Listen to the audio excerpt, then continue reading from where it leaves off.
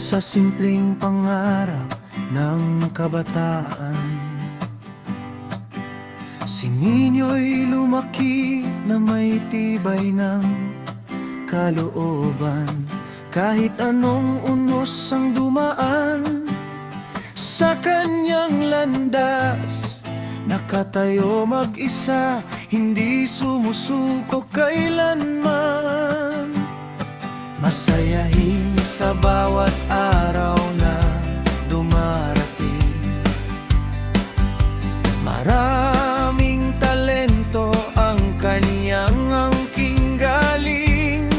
May paggalang sa kapwa, lalo na sa kababaihan. Kaya pagmamahal at respeto ang kanyang iniwan. Lumipad ang pangarap hanggang sa Maynila, nakipagsapalaran ng may lakas at sigla. Hanggang sa Korea kanyang narating, bitbit ang sipag at dangal sa bawat gawain. Si Ninyo, matatag at matapang, may pusong wagas at pagmamahal na tunay. Sa pamilya'y laging handang mag-alay, at sa Diyos ay may takot na gumagapay. Si Ninyo, kaibigang maaasahan, matalino, puno ng kaalaman. Sa bawat ngiti, saya ang dala, liwanag sa buhay ng kanyang kapwa.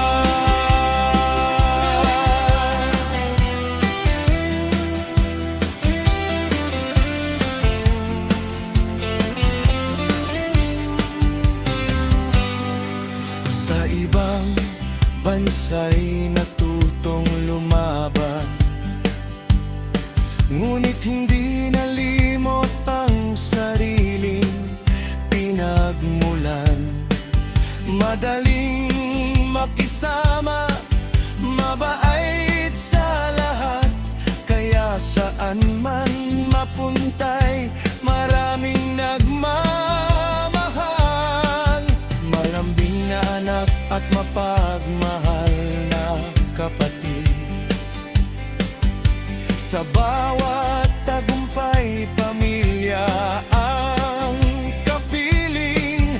Taglay ang talino at mabuting asal, biyaya ng may kapal na kanyang pinangangalagaan.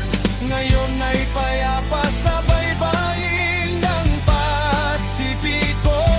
Sa Tibilacan, Isabel ay natagpuan ang paraiso.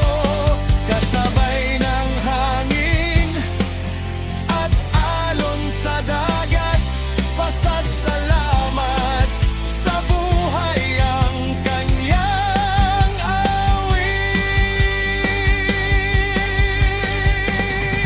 Si Ninyo, matatag at matapang, kayang tumayo sa sariling paa habang buhay.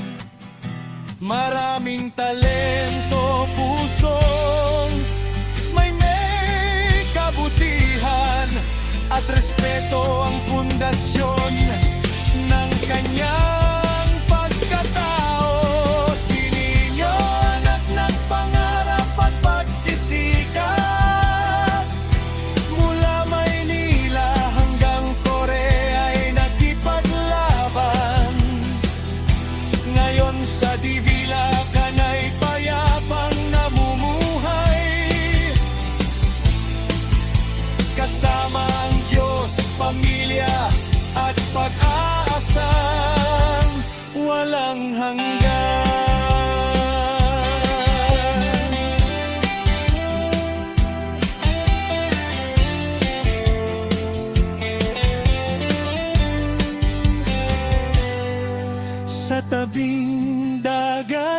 ng silangang baybayin. Ang kwento ni Ninyo'y patuloy na aawitin. Isang buhay na puno ng inspirasyon at biyayang hatid